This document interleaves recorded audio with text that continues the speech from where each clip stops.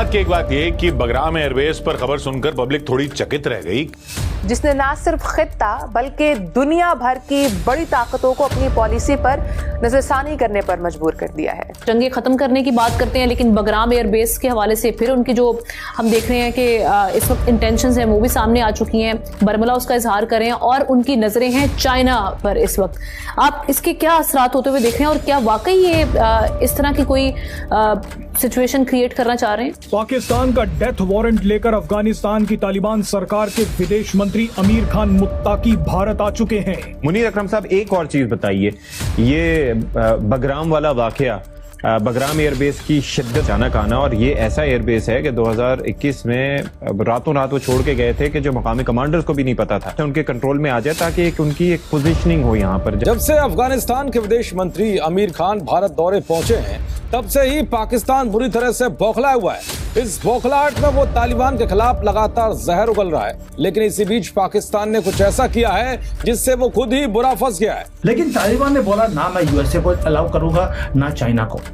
हाँ, हमारा इंटरेस्ट है कि यहाँ पर अगर भारत आकर बैठ जाए तो हम इंटरेस्टेड हैं इस बेस को हम भारत के साथ जॉइंटली हम मॉनिटर कर सकते हैं। क्यों? क्योंकि तालिबान ट्रस्ट करता है भारत के ऊपर और भारत से ज्यादा मोदी जी के ऊपर। ये जो हमने 4 साल इनको गेहूं भेजी है वो हमारा अन्न खाने के बाद अब उनका मन भारतीय हो गया है। लेकिन आपको बता दें कि ये तो पाकिस्तान पर हमलों की शुरुआत है।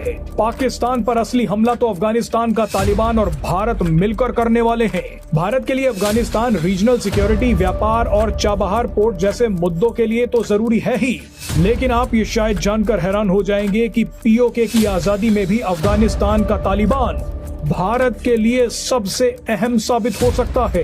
ये मौक़िफ़ दरअसल अमेरिका के उस हालिया बयान के जवाब में सामने आया है जिसमें सदर डोनाल्ड ट्रंप ने बगराम एयरबेस के दोबारा हुसूल की ख्वाहिश का इजहार किया था। बगराम की जोग्राफियाई अहमियत ये है कि चीन के एटमी तंसीबात के करीब वाक़ है। उन्होंने इंदिया दिया कि तालिबान की किसी सतह पर रजामंदी से मकसद हासिल किया जा सकता है, अगरचे इसकी अमली तफसीलात वाज़े नहीं की गई। तज्जियाकारों के मुताबिक बगराम को सिर्फ अफगानिस्तान के तनाजुर में नहीं बल्कि चीन के खिलाफ अपनी स्ट्रेटेजिक पोजीशन के तौर पर देख रहा है। उन्होंने वजह भी बता दी वो क्यों चाहते हैं। उन्होंने बता दिया कि इसकी लोकेशन चाइना के पॉइंट ऑफ व्यू से बड़ी इंपॉर्टेंट है। इससे पहले भी वो बहुत बार अपने रिग्रेट का इजहार कर चुके हैं कि हमने फॉर नथिंग ये वापस कर दिया अफगान तालिबान को। अफगान तालिबान की भी इसके ऊपर स्टेटमेंट आई है। लेकिन इस वक्त बगराम एयरबेस इतना अहम क्यों है?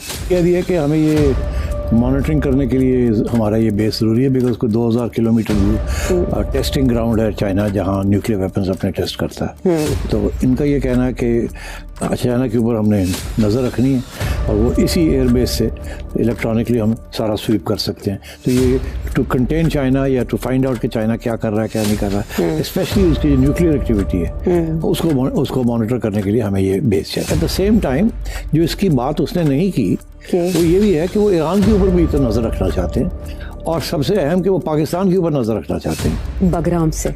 तो ये बेस उनके लिए बहुत अहमियत रखता है। पाकिस्तान में इमरजेंसी जैसे हालात हैं। ये धमाका ऐसे वक्त में हुआ है जब भारत और अफगानिस्तान के संबंध बेहतर हो रहे हैं और अफगानिस्तान के कार्यवाहक विदेश मंत्री अमीर खान दिल्ली पहुंचे। तालिबान के अफगानिस्तान में सत्ता आने के बाद ये पहली बार है जब काबुल से कोई मंत्री भारत का दौरा कर रहा है। इस दौरे के बीच तालिबान के अंतर्राष्ट्रीय प्रवक्ता सुहेल शाहिल ने भारत को ये विश्वास दिलाया है कि अफगानिस्तान की जमीन का इस्तेमाल भारत के खिलाफ नहीं होने दिया जाएगा। इसलिए पाकिस्तान बुरी तरह से तिलमिलाया हुआ है। दरअसल 2021 में अफगानिस्तान में तालिबान के सत्ता में आने के बाद से टीटीपी ने पाकिस्तानी सुरक्षा बलों के खिलाफ एक बड़ा युद्ध छेड़ रखा है। टीटीपी को पिछले 12 सालों में पाकिस्तान के लिए सबसे बड़ा खतरा माना जा रहा है। पाकिस्तान का आरोप है कि टीटीपी के लड़ाके सीमा पार अफगानिस्तान से ट्रेनिंग लेकर पाकिस्तान लौटते हैं।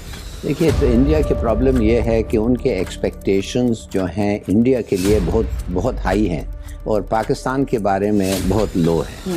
तो उनका ये किस किस्म का एडजस्टमेंट आना था। मेरे ख्याल में हमें इसको ज़्यादा फिक्र नहीं करनी चाहिए, ना हमें ज़्यादा खुश होना चाहिए। Fact of the matter is कि अफ़गानिस्तान का सलूशन बगैर पाकिस्तान हो नहीं सकता और fact of the matter is कि इंडिया जो है सड़ता और जलता रहेगा और आइसोलेट हो गया है खुद। हाँ देखिए पूरे असद की आग में जलता रहे। सब कॉन्टिनेंट को आइसोलेट करना मुश्किल है, मगर मूडी जो है माने जो जो जो हरकतें कर रहा है उसकी इकोनॉमी भी अब ख़त्म हो गई है। आपको पता है अनएम्प्लॉयमेंट रेट बढ़ गया है 7%, फास्टेस्ट ग्रोइंग इकोनॉमी से अब वो चीन के नीचे आ गया है। 5% इस वक्त ग्रोथ है।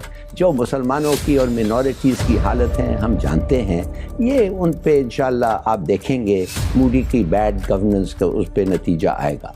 मैं जो ज़्यादा इंटरेस्टेड हूँ कि भाई डोमेस्टिक सिचुएशन में, और ख़ास तौर हमारे दोस्त हारून साहब के जो व्यूज़ हैं इस पे, ये मुझे इंटरेस्ट करते हैं। पता नहीं एक इवेंट है जिस पर काफ़ी बात भी हो रही है और काफ़ी तशवीश भी पाई जाती है, वो है अफ़गान वज़ीर ख़ारजा अमीर ख़ान मुत्तकी।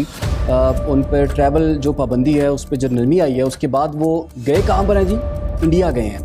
और इंडिया जो है इस चीज़ को रिपोर्ट भी कर रहा है और कह रहा है कि अफ़गानिस्तान के साथ हमारे बड़े अच्छे ताल्लुकात होने जा रहे हैं। और हमें ये पता है कि पाकिस्तान में इस वक्त दहशतगर्दी के जितने भी वाक़यात हो रहे हैं उसके सारे ताने बाने इंडिया और अफ़गानिस्तान से ही जाके मिलते हैं। तो उनका दौरा किस कदर इम्पॉर्टेंट है और पाकिस्तान की तशवीश कितनी इम्पॉर्टेंट है, इसमें बात करेंगे हम। जनरल साहब, आप ये बताइए कि ये जो भारत है वो अफ़गानिस्तान में अपने कदम जमाने की कोशिश कर रहा है, अफ़गान वज़ीर ख़ारजा के दौरे को आप किस नज़र से देखते हैं? जी, एक दौरा है दो neighbouring and so called friendly countries का, उनका अपने इंटरेस्ट हैं और कॉमन इंटरेस्ट जो है आपको पाकिस्तान उसमें क्लियरली सामने नजर आता है। लेकिन सर साहब, मैं जाती तौर पे मुझे कोई इतनी फिक्र नहीं है जी। उसकी वजह यह कि दोनों इंडिपेंडेंट कंट्रीज हैं, दे कैन हैव रिलेशंस। ये वही कमिलियन एटीट्यूड वाला और कमिलियन डिप्लोमेसी वाला भारत है जिसने जब 2021 में इनका मुआहदा हुआ तो इन्होंने सबसे ज्यादा मुखालफत की थी सिक्योरिटी काउंसिल में to recognise this Taliban government जी। और इन्होंने पूरी दुनिया पे बड़ा एम्फसाइज किया था कि इस तालिबान गवर्नमेंट को मत एक्सेप्ट करे। ये बैकग्राउंड है इसकी। और उसके बाद इन्होंने कहा कि चले जी डिफेक्टो तो अभी यही बैठे हुए हैं, बहाना ये किया तो डिजोरे हैं या नहीं है, डिफेक्टो तो यही बैठे। और तालिबान के बारे में उनके जो और इनकी हुकूमत के बारे में जो पास्ट में रहे हैं, खासतौर पे जब इनका नॉर्दर्न अलायंस के साथ था। तालिबान के काबुल पर हुकूमत को 4 बरस हो चुके हैं और अब पहली बार तालिबान के वजीर खारजा अमीर खान मुत्तकी नई दिल्ली पहुंचे हैं। ये दौरा महज एक अलामती कदम नहीं बल्कि जनूबी और वस्ती एशिया की बदलती हुई जुग्राफियाई सियासत का आईना है। भारत जो कभी तालिबान का सख्त मुखालिफ था, अब उनके साथ ताल्लुकात के नए बाब की तरफ बढ़ रहा है। लेकिन इस कहानी में सबसे दिलचस्प मोड़ तब आया जब टीटीपी ने पिछले कुछ सालों में पाकिस्तानी सेना पर कई बड़े हमले किए, जिसमें सैकड़ों पाकिस्तानी सैनिक मारे जा चुके हैं। कुछ घंटे पहले ही एक बड़े हमले में अफगान सीमा के पास 11 पाकिस्तानी सैनिक मारे गए थे। तो वहीं काबुल में एयर स्ट्राइक करने के बाद पाकिस्तान खौफ में है। पाकिस्तान को डर है कि कहीं तालिबान उस पर कोई बड़ा हमला न कर दे, इसीलिए उसने हाई अलर्ट जारी कर दिया है। इस्लामाबाद और रावलपिंडी में मोबाइल इंटरनेट सेवाओं को रोक दिया गया है। यानी कि भले ही पाकिस्तान ने टीटीपी के इलाके में स्ट्राइक कर दी हो, लेकिन अब वो ऐसा करके घबराया हुआ है। अगर आपको वीडियो पसंद आए तो चैनल को सब्सक्राइब करें और बेल आइकन को जरूर दबाएं ताकि आपको ऐसे ही लेटेस्ट वीडियो की नोटिफिकेशन मिलती रहे। Thank you for watching. मैं हूं विवेक। मिलते हैं नेक्स्ट वीडियो में। Stay updated and stay safe.